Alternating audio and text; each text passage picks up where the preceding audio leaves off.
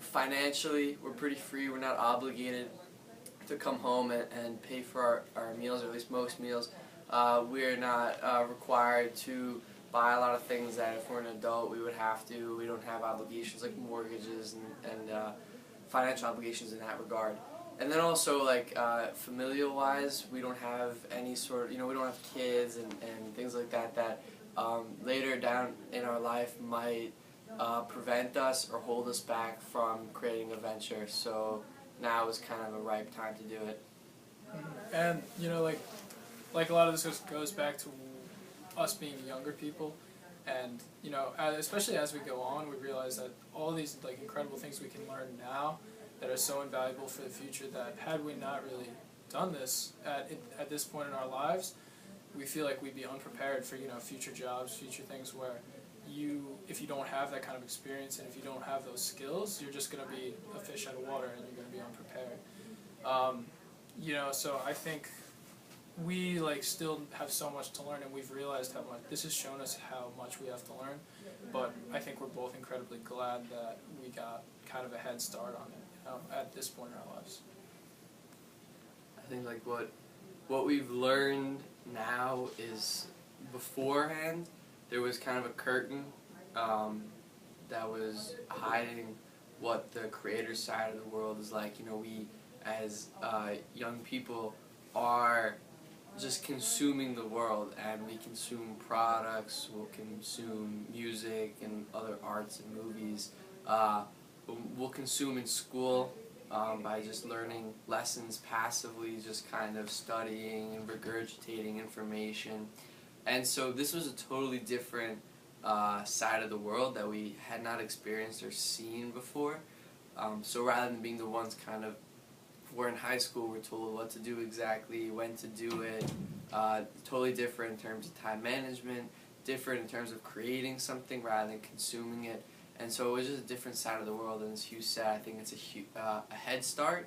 And even if you don't want to be an entrepreneur, the ability to understand that side of the world, which in today's world is everything, products, services, just really about anything, no matter where you go, you're going to have to understand that at least to get a head start. So how has this changed your life, and what was one of the greatest lessons you learned from this experience?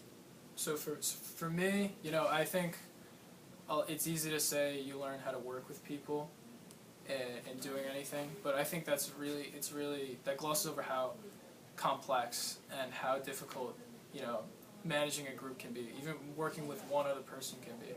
So I think one of the biggest realizations I've had is how different working with Josh and I have been friends for a long time, but we disagree on a lot of things, but learning to work with somebody who's your friend, learning to work with somebody who is also very passionate about what we're doing, and learning to work with somebody who doesn't always have the same ideas as you, I think has taught me so much more than if I had been with somebody who was more passive or somebody who just agreed with everything I said, because it's taught me that I'm not always right, other people aren't always right.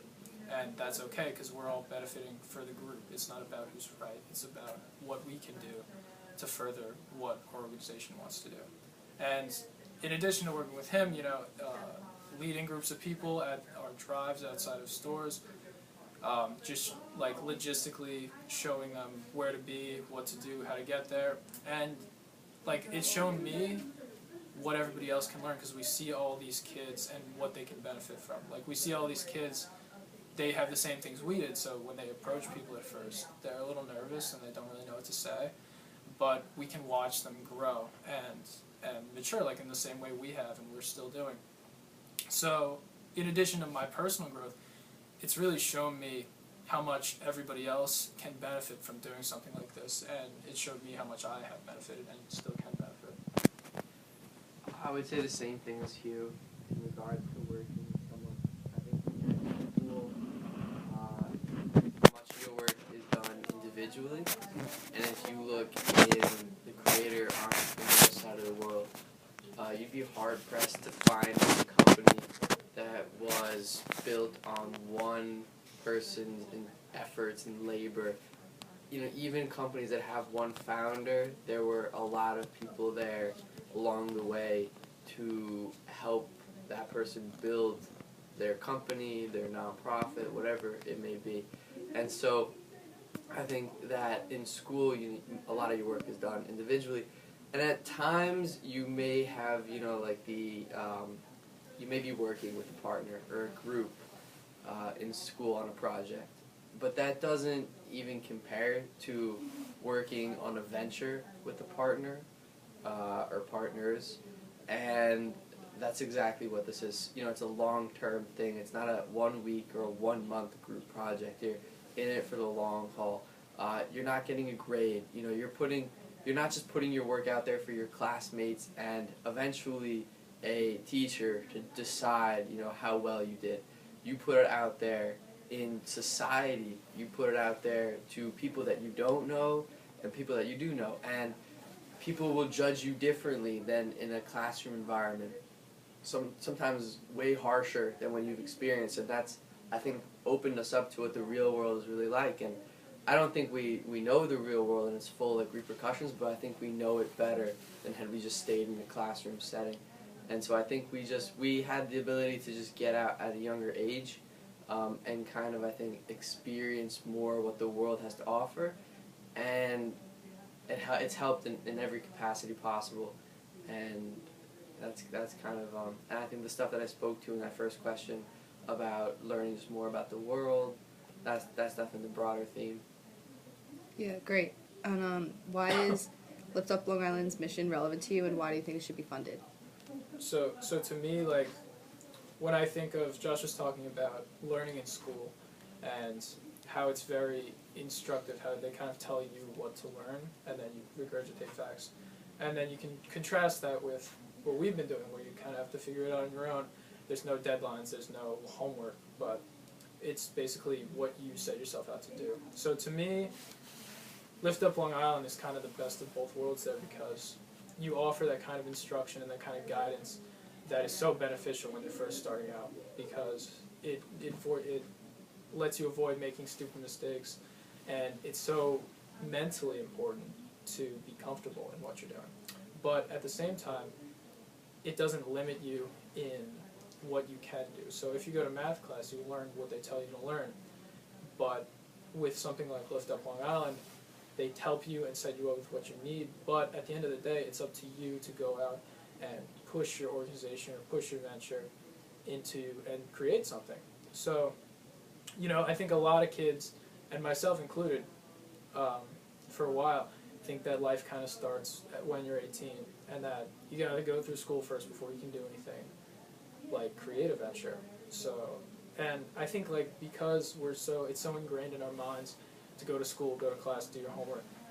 No, the idea of going out and going off the path and creating something isn't even there. So I think just pushing it out there, saying, we're here to help, we can help promote and help you get started with something like this is incredibly valuable, just for people to know that option is out there. And if they choose to pursue it, then it could be incredibly helpful for them. They could grow and learn in the same way that we have.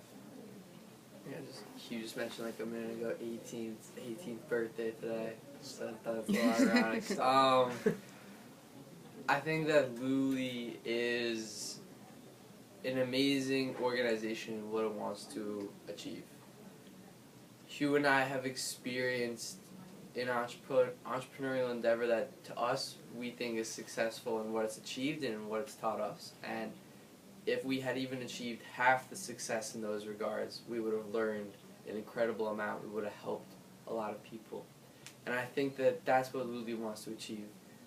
LULI recognizes the fact that in this world today that we're living in, there are an incredible amount of challenges that we're faced with. It's too many to count. And to solve these problems, you need new ideas and fresh thinking. And who better than the youth to solve these problems? And on top of this, the education system in today's world is really skewed to just consuming and not creating. And so by tapping into the youth and then teaching them these entrepreneurial values, or having them experience entrepreneurship and learning it themselves, that is vital to, I think, our economy. It's vital to our culture in American society, in the sense that Americans have always been very entrepreneurial, and it's opening up more kids to this entrepreneurial mindset. Because, you know, in America, we always talk about entrepreneurs, but it's always been these relatively few successful, and it's always been a minority in American culture, and it's almost a democratization of entrepreneurship, especially with the wave of technology that allows that to occur. And so allowing more than just this minority of people to become entrepreneurs, or at least experience it and understand the world in a better place. And that's exactly why I think LULI's funded. They have the right understanding of what needs to happen. They understand that, you know, kids can have a very successful learning experience while making a difference. And to top it all off, I think that LULI is just a very focused organization who is youth-run, and by being youth-led, it really understands what you and I, and what potential youth entrepreneurs would want and need. Can I ask another question? Oh, sorry, this one. So what advice would you guys have for someone in the younger generation that would want to maybe produce a venture? Like, what would you say to them if they're like,